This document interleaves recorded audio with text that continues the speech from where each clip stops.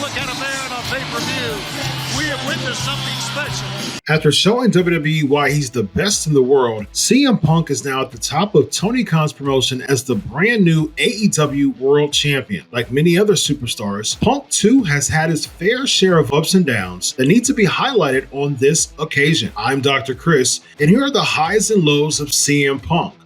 Low, the UFC stunt. CM Punk knew what he was getting himself into when he signed on the dotted line to enter the high-stakes world of the very real mixed martial arts promotion, UFC. There were a lot of doubts about this move, but it was his emotion that drove most doubters wrong. But at UFC 203, his lack of experience resulted in quite a straightforward win for Mickey Gall, who made Punk submit in just under 2 minutes of the first round. But Punk didn't back down and made his comeback at UFC 225 against Mike Jackson. Sadly enough, after 3 rounds of dominating the best in the world, Jackson picked up the win. After the fight, Dana White acknowledged that Punk's foray in the UFC had ended, silencing any hopes that fans had of seeing Punk succeed inside the octagon. But it turns out that CM Punk's final record in UFC won't go down as 0-2, as Jackson failed a drug test on the night. High, WWE Championship reign of 434 days.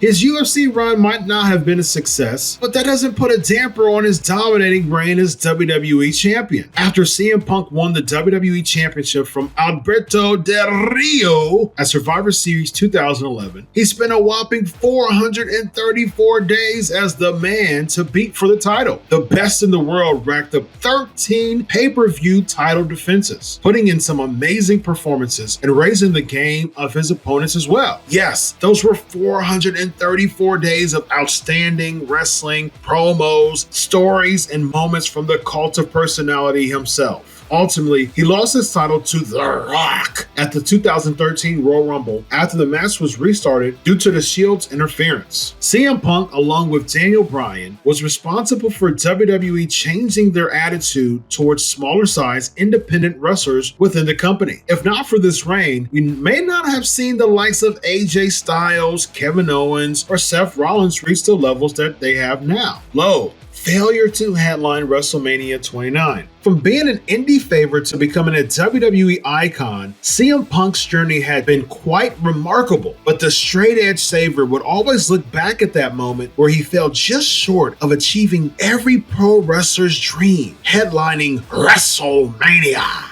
Reportedly, Punk requested WWE Chairman Vince McMahon to alter WWE plans for the main event at the WrestleMania 29 by including him in the mix and making it a triple threat match for the WWE Championship between him, The Rock, and John Cena. That wasn't to be, unfortunately, as the man who runs the place didn't like the idea and rode with the original plan without him. It's slightly puzzling, though, as the People's Champion and the C-Nation leader had their once-in-a-lifetime match the previous year. Even if WWE wanted a repeat of that match, Punk was willing to make it happen by bowing out early on from the main event, which would have left most of the original plan undisturbed. As an alternative, Punk received an opportunity to face The Undertaker at the Show of Shows, which he ended up losing. Low, being fired on his wedding day. In 2014, when CM Punk put up a no-show the night after the Royal Rumble, rumors started to surface about his departure from WWE. They just became stronger when Raw came to Chicago later that year, and the WWE live audience erupted to his music playing out, only to see Paul Heyman showing up. So where was CM Punk? According to reports, Punk had quit the business after the Royal Rumble. Reportedly, he also messaged Triple H about receiving his royalties in June, but what he did receive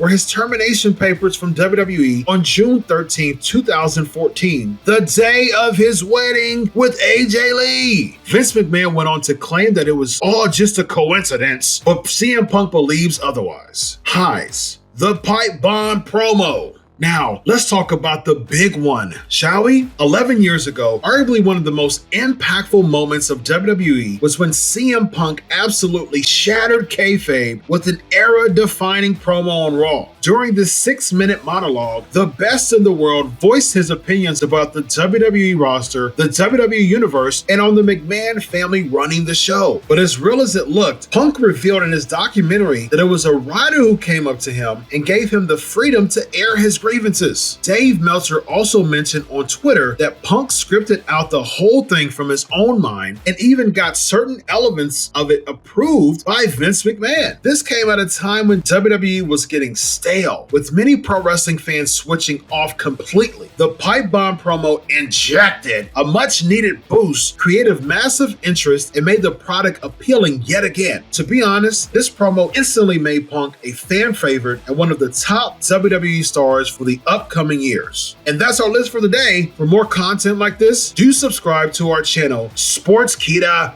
Wrestling.